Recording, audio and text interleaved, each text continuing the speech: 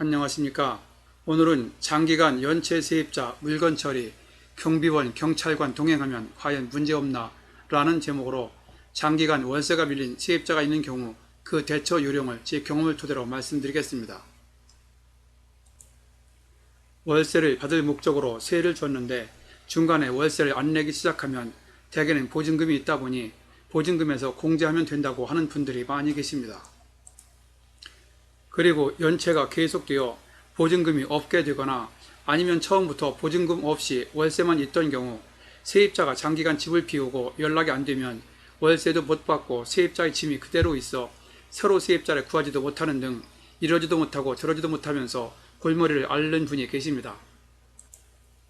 그런데 이때 경찰관이나 경비원 입회 하에 세입자의 짐을 다른 곳에 보관하고 다시 세를 놓으면 법적으로 문제가 없다고 알고 계시는 분이 있어 이와 관련된 내용들을 제 나름대로 정리하여 말씀드리겠습니다. 먼저 보증금이 있는 상태에서 월세 연체가 있는 경우 다 아시는 대로 일단 보증금에서 밀린 월세를 공제하면 됩니다. 그런데 이때 중요한 것은 보증금이 남아있다고 안심하고 계속 공제를 하지 말고 나중에 소송 비용 등을 감안하여 법적 비용까지 따져보고 세입자를 어떻게 할 것인지 판단해야 합니다. 왜냐하면 보증금이 남았다고 여유를 부리다가 보증금이 없어지고 난 후 법적 절차를 진행하게 되면 그때부터는 주인의 손해가 발생하기 때문이죠. 그래서 보증금이 바닥나기 전에 세입자에 대한 대책을 강구해야 합니다. 이번에는 보증금에서 밀린 월세를 공제하다가 결국에는 더 이상 보증금이 없게 되거나 거기다 아예 세입자도 연락이 안 되는 경우 주인이 직접 임의 처리하거나 아니면 경찰관이나 경비원 입회하에 세입자의 짐을 다른 곳으로 옮기는 문제에 관하여 말씀드리겠습니다. 이 경우 주인이 마스터키를 가지고 있다고 하여 단독으로 직접 세입자의 물건을 처리하였다가는 나중에 절도죄 등 새로운 문제가 생길 수 있으니 불가피한 경우가 아닌 한 임의 처리는 최대한 자제하시기 바랍니다. 그리고 앞에서 말씀드린 대로 공무원인 경찰관이나 제3자인 경비원 등이 입회하였다고 하더라도 이는 정황상 객관성을 인정받을 수는 있어도 나중에 세입자가 문제를 삼으면 얼마든지 문제가 될 수 있는 소지가 있다는 것을 알고 신중을 기하셔야 합니다. 짐을 옮기는 과정에는 객관성이 있다 해도 다른 곳에 보관된 짐에 파손, 분실 등 문제가 생기면 새로운 법적 문제가 생길 수도 있기 때문이죠. 제가 알고 있는 이와 유사한 형태에서 나중에 세입자가 주인을 상대로 절도, 재물손괴, 주거침입 등으로 형사 고소를 하여 주인이 밀린 월세보다 더 많은 합의금 내지 손해배상을 해준 사례도 있었습니다. 일단 여기에서 유념하실 것은 민사집행법상 명도에 관하여는 원칙적으로 법원 집행관이 해야 한다는 것입니다. 그러므로 법을 집행하는 공무원인 경찰관이라도 강제 집행을 할 수 있는 집행관이 아니므로 경우에 따라서는 정황상 증인의 역할은 할 수 있어도 확실한 방법은 아니란 얘기입니다. 물론 경찰관이나 경비원이 있는 상태에서 세입자의 물건을 처리하여 문제가 안 생기면 다행이죠.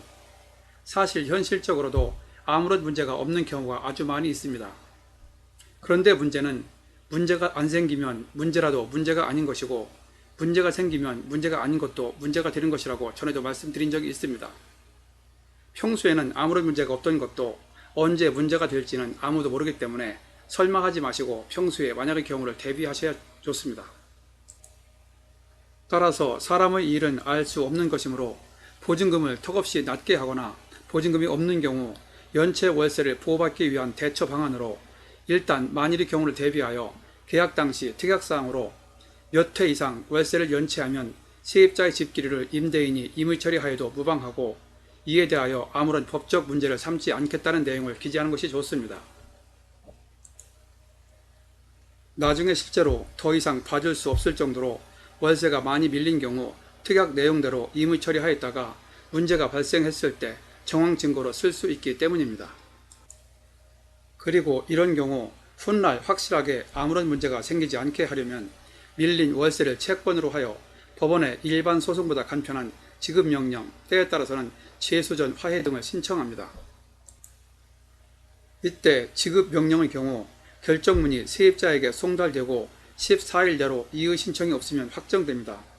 그러면 지급명령 결정문은 판결문과 같은 효력이 있으므로 즉시 법원에 강제집행, 유체동산 경매를 신청하여 집행관이 세입자의 짐을 처리하도록 하면 됩니다.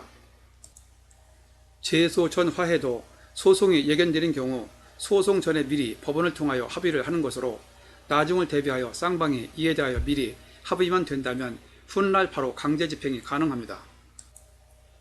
참고로 이러한 과정을 거치면서 들어간 비용은 주인이 먼저 법원에 선납해야 하므로 그래서 보증금이 어느 정도 남아있을 때 어떠한 방법으로 처리할 것인지 미리 판단을 해야 한다고 말씀드린 것입니다.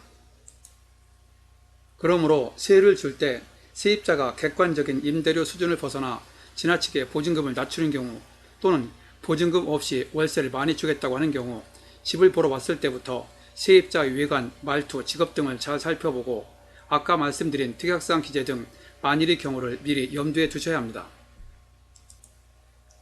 그리고 월세 연체가 계속될 때 중간에 보증금이 남아있다고 안심하지 마시고 이러한 점을 참고하시어 미연의 사고를 대비하시기 바랍니다. 오늘은 장기간 월세를 연체하는 세입자의 처리 방안에 대하여 살펴보았습니다.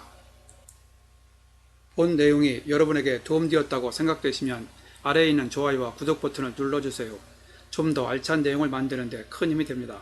참고로 구독은 무료입니다. 감사합니다.